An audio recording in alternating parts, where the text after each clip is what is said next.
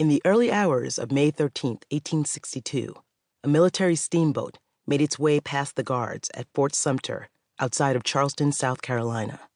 The United States was in the middle of the Civil War. The northern states were fighting against the South over slavery. The North wanted slavery to end, but the South was determined to keep it.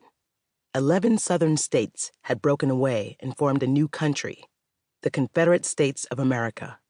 South Carolina was a Confederate state.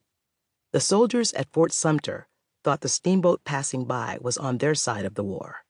But they were wrong. The man at the wheel was not a Confederate officer on routine business. His name was Robert Smalls.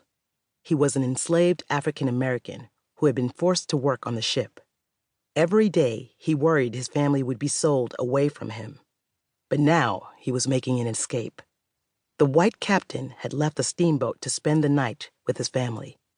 As on other nights, Smalls and some other enslaved crewmen invited their own families to visit them on board. But tonight, instead of leaving, the women and children hid. And now, in the early hours, they were all steaming north to freedom.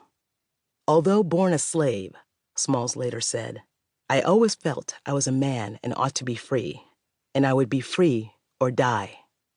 A few hours later, Smalls' steamboat reached the Union ships guarding the coast. There, he offered his ship, and later his service, to continue the fight against slavery. Smalls could not have imagined how much his life was going to change. He went on to meet President Abraham Lincoln, the man who helped bring an end to slavery. He served in the Union Army. When the war ended, Smalls and his family returned to South Carolina. In 1874, he was elected to Congress. He was among the first African Americans to serve in the federal government.